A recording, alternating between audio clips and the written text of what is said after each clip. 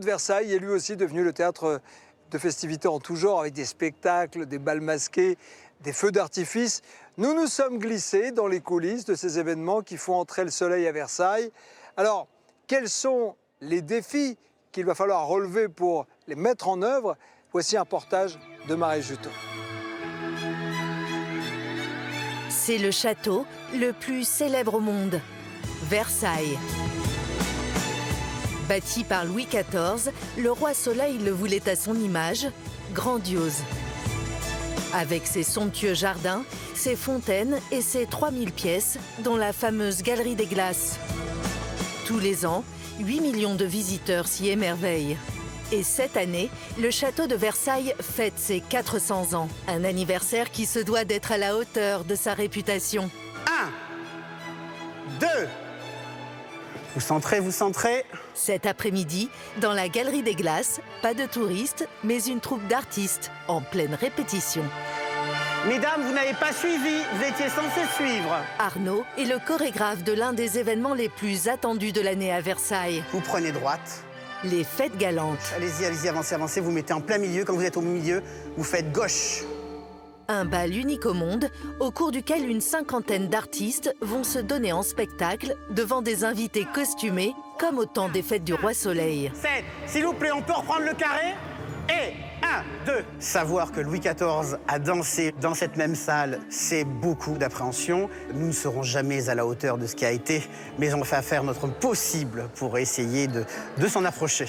Cette année, pour les 400 ans du château, le chorégraphe a vu les choses en grand. Il faudra retirer le nez aussi, je ne suis pas fan des nez. Ces buissons ne sont pas ceux d'une célèbre publicité, mais des danseurs en train d'ajuster leur tenue de scène. Ce soir, ils danseront une chorégraphie de 1745 qui avait épaté la cour à l'époque, lors du bal des Ifs. Attention, il y a un truc derrière. Hein, ouais. À leur risque et péril. Ils sont déjà très lourds, on est au-delà de 10 kilos. Et si on avait voulu faire plus grand encore, je pense que les danseurs, potentiellement, auraient vraiment crisé. Le sens de la démesure, une règle d'or à Versailles. Depuis 400 ans, le château sert d'écrin aux fêtes les plus folles. Nous avons suivi ceux qui continuent de faire vivre cet héritage. Esther et Isabelle sont des habituées des fêtes galantes. Pas trop stressé? Elles ne louperaient ce grand bal costumé pour rien au monde. C'est Versailles. Chaque été au château, c'est aussi le coup d'envoi de la fête des grandes eaux nocturnes, dont Nicolas est l'un des organisateurs. Vous allez pouvoir profiter d'une belle soirée. Un spectacle féerique qui met les fontaines en lumière, mais donne bien du fil à retordre à Jean-Pierre, le fontainier, en coulisses. À Versailles, il faut que tout soit parfait. Au château, la modernité a aussi sa place, grâce au festival Versailles Electro. Et cette année, Kungs, jeune star des platines, va y mixer pour la première fois. Oh putain, waouh. Nous vous emmenons dans les coulisses des incroyables fêtes du château de Versailles, une immersion royale entre extravagance et tradition. À 2 pas du château, dans sa chambre d'hôtel, Vas-y, vas-y. Isabelle commence sa préparation pour les fêtes galantes. La fameuse robe de Marie-Antoinette. Oui. Waouh. J'adore. Son amie Esther est allemande. Elle a fait le voyage spécialement pour participer à ce bal costumé. Ce soir, elle sera Marie-Antoinette. Et ça, c'est le panier. Oui. Ok. Toutes deux passionnées de films de cap et d'épée, c'est l'occasion d'incarner leurs héroïnes favorites. En fait, je me suis inspirée du film de Sofia Coppola, Marie-Antoinette. Je me suis dit, je vais être Madame de Polignac, meilleure amie de Marie-Antoinette. Des costumes qu'elles ont entièrement cousus elles-mêmes pendant des mois. Et les enfiler nécessite aussi quelques efforts. Ils avaient bien de la chance à l'époque, ces dames, d'avoir au moins du personnel pour attacher leurs robes, parce que là, nous, on se galère bien. Elles respirent toujours, donc ça va.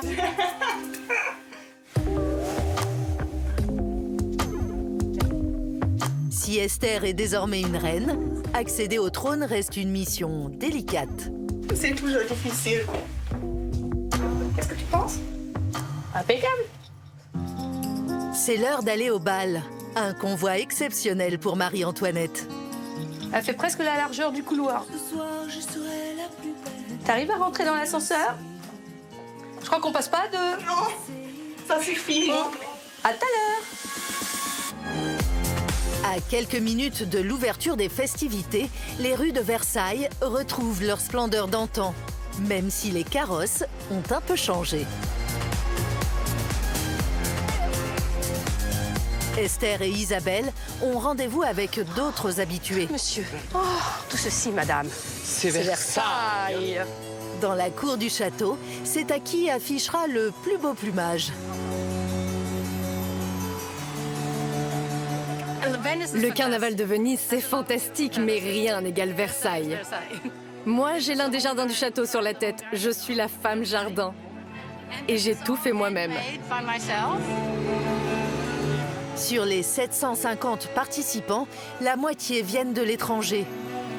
Ils ont déboursé entre 190 et 600 € pour entrer aux fêtes galantes.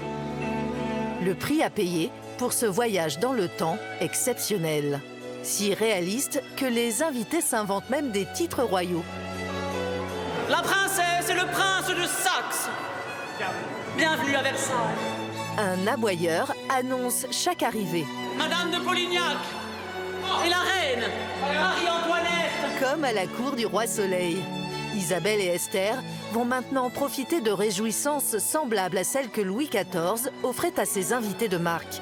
Avec pour commencer un cours de danse baroque dans la Galerie des Glaces avec Arnaud, le chorégraphe de la soirée. Messieurs, madame, main droite, marchez sans vous retourner. Et droite. Change position. Left hand, main gauche. 2, 3, promenade. 1, 2, 3. And stop. You have no turn. Promenade. Et c'était un très grand plaisir de danser, même si c'est une petite compliqué avec la robe. Je crois que moi, je dois avoir 2 pieds gauches. Après l'effort, place à une visite VIP des appartements royaux. C'est absolument magique.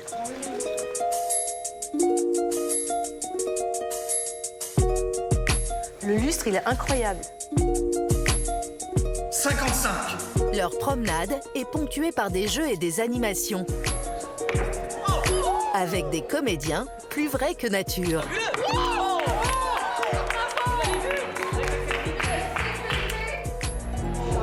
Elles sont maintenant plus que jamais ardentes pour la danse des buissons. La fameuse chorégraphie qu'Arnaud a répétée toute la journée.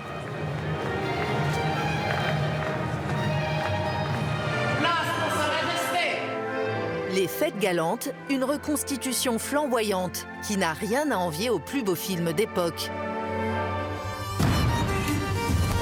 La comtesse Jeanne du Barry. Le dernier à avoir été tourné à Versailles, c'est Jeanne du Barry, le film de May Wen, sorti en mai dernier. Versailles n'inspire pas seulement le monde du cinéma. Des publicités de luxe aux grands couturiers, cet écrin historique continue de fasciner, en France comme à l'étranger. Mais l'entretien du château exige un travail colossal. En coulisses, près de 1000 personnes se battent au quotidien pour que Versailles conserve son faste. C'est le cas de Jean-Pierre, l'un des derniers fontainiers au monde, et le gardien d'un savoir-faire en voie de disparition. C'est physique, surtout par ce temps-là. On court partout. Grâce à ses grandes clés, Jean-Pierre peut ouvrir et fermer l'eau des 55 fontaines du château. Rien n'a changé depuis 400 ans. Pour compliquer la tâche, il doit réaliser ce geste de manière synchronisée avec le reste de son équipe. Guillaume, je descends dans un petit quart d'heure, 20 minutes. Toutes les fontaines doivent se déclencher en même temps. Le balai aquatique est réglé à la seconde près, comme un tour de magie. Tout fonctionne merveilleusement, c'est parfait. C'est notre salle de bal et nous, on est le chef d'orchestre. Ce soir, ces fontaines seront sous les feux des projecteurs, avec l'ouverture d'un des événements les plus attendus de l'année, les grandes eaux nocturnes. C'est déjà beau, madame? Alors merci à vous. Et ce sera encore plus beau avec les éclairages et la nuit, vous allez voir. Alors c'est un grand plaisir. Il faudra revenir. Un événement que Nicolas, l'un des organisateurs, prépare depuis des mois. Voilà, il faut attendre l'ouverture des grandes eaux nocturnes. Voilà. Malheureusement, ce jour-là, la météo pourrait gâcher la fête. On joue même s'il y a de la pluie. Les feux d'artifice? Les feux d'artifice aussi, la pluie, c'est pas empêchant du tout pour les feux d'artifice. On est soumis aux aléas du temps. Et là, on a eu depuis quelques jours des annonces de pluie. Mais c'est vrai que ça a un impact forcément sur la fréquentation des grandes eaux nocturnes. Voilà. Les grandes eaux n'ont jamais aussi bien porté leur nom. Un coup dur pour les équipes de Nicolas, qui gardent le sourire. Puis là, on est à une demi-heure de l'ouverture. Ça a le temps d'évoluer. On est à Versailles. Ouais. Ça peut changer, attention. Hein. Et puis voir... Malgré l'orage, les premiers visiteurs sont au rendez-vous. Bonsoir, bienvenue. Un balai de parapluies se déploie alors dans les jardins. Au final, 8000 personnes se sont déplacées pour découvrir la féerie des pièces d'eau de Versailles. Jean-Pierre, le fontainier, dirige les opérations à distance. Et Guillaume, j'arrive dans 5 minutes pour le final à Neptune. Ok, bien reçu Jean-Pierre, de toute façon je suis sur les terrasses. Pendant 2h30, avec ses équipes, ils vont devoir ouvrir et refermer leur robinet géant en rythme avec la musique et les jeux de lumière, pour offrir au public une promenade inoubliable.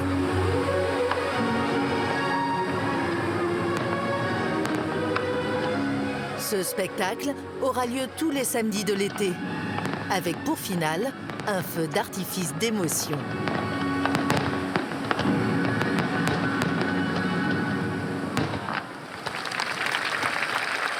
À Versailles, les jardins ne vibrent pas qu'au son de la musique classique. Les plus grands artistes viennent aussi y donner des concerts mémorables, comme le regretté Christophe, Mathieu Chédid ou encore le groupe Phoenix. Depuis 2019, le château accueille même un surprenant festival de musique électro qui fait souffler un vent de modernité sur le domaine. Cette année, parmi les stars du show, un jeune prodige des platines. Waouh, quel accueil! Salut Valentin. Le DJ Kungs, Valentin de son prénom. On y est. Bon, on est hyper content en tout cas de t'avoir avec nous. Et puis, je suis ravi d'être là. Valentin mixe ce soir avec toute l'équipe de son nouveau label, Club Azur, qui réunit la crème des DJ du moment. Ça va les mecs? Et toute la bande ne s'attendait pas à un lancement aussi royal. Belle expérience, première expérience, grande expérience. Et en effet, je pense que ça sera peut-être la dernière fois. Bah oui, donc, une fois dans une vie, je pense. Ouais, c'est sûr. Pour en profiter à 100%. Ah ouais, à 100%. Salut Martin. Pour couronner l'expérience, à leur côté, un prince de l'électro, Martin Solveig. Ce qui, ici, est assez unique, c'est le lieu, quoi. Et le fait de lui faire une petite révolution, j'ai envie de dire. Ça, c'est pas mal. C'est au pied du château, sous la Galerie des Glaces, que ces artistes feront leur révolution dans quelques heures. Waouh. Les premiers spectateurs sont déjà en place. Viens, on va voir un petit peu au fond. De quoi intimider Valentin, pourtant habitué au plus grand festival, qui découvre la scène avec Ivanka, sa petite amie. Putain, ouais. Ah la vache, dans quelques heures, je suis là. Et j'avoue, là, petit coup de pression.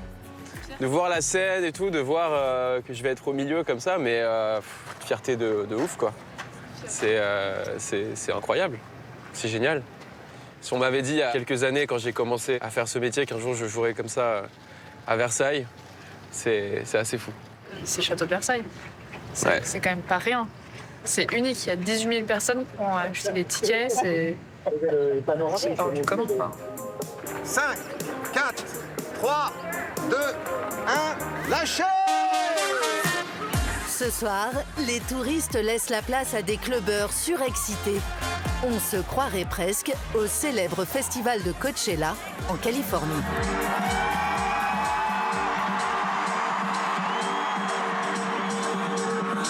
Bonsoir Versailles! Kungs électrise Versailles. Oubliez les fêtes galantes, la Galerie des Glaces ressemble désormais à une boîte de nuit d'Ibiza. Puis c'est au tour de Martin Solveig d'enflammer le dance floor, avant que tous les artistes ne rejoignent la scène pour le traditionnel bouquet final. Cet été, le château de Versailles accueillera près de 200 événements dignes des célèbres fêtes organisées par le roi Soleil il y a 4 siècles.